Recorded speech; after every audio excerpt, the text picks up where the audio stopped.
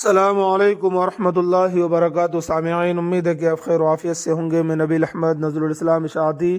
سامعین، سہارنپور پولیس کو دارالعلوم دیوبند کے خلاف FIR درج کرنے کی ہدایت۔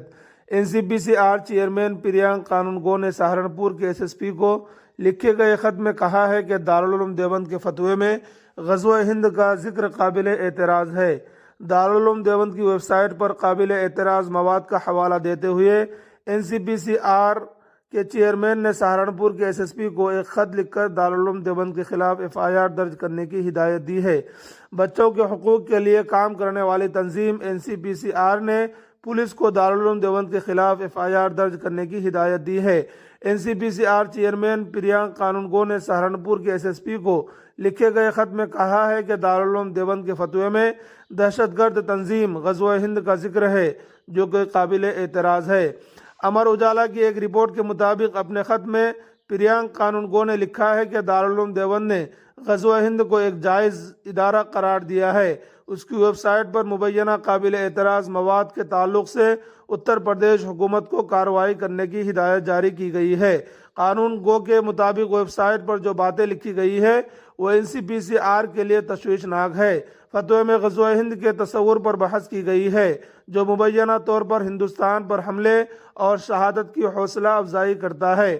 اپنے خط میں انہوں نے جونائل جسٹس ایکٹ 2015 کی دفعہ 75 کی مبینہ خلاف ورزی کا الزام بھی عائد کیا ہے۔ قانونگو کے مطابق دیوبند کا فتویٰ بچوں میں اپنے ہی ملک کے خلاف نفرت کے جذبات پیدا کر رہا ہے۔ اس سے بچوں کو غیر ضروری ذہنی اور جسمانی تکلیف ہو رہی ہے۔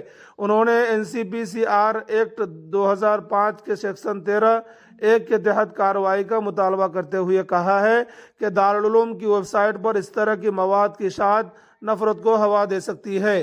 انہوں نے مزید کہا کہ اس طرح کے قابل اعتراض مواد کی تشہیر سے پیدا ہونے والے کسی بھی منفی صورتحال کے لیے ضلعی انتظامیہ کو ذمہ دار ٹھہرایا جا سکتا ہے۔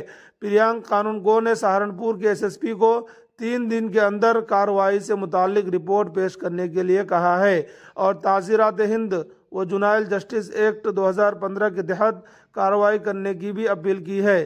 سامعین، امید ہے کہ آپ کو پوری خبر سمجھ میں آ گئی ہوگی، اور یہ مقدمہ جو کیس درج کرنے کے لیے کہا ہے وہ دراصل کسی نے سوال کیا تھا دارالعلوم دیوبند سے کہ میرا سوال یہ ہے کہ کیا حدیث میں غزوہ ہند کا ذکر ہے جو بر صغیر میں ہوگا، اور جو اس میں شہید ہوگا وہ عظیم شہید ہے، اور جو غازی ہوگا وہ جنتی؟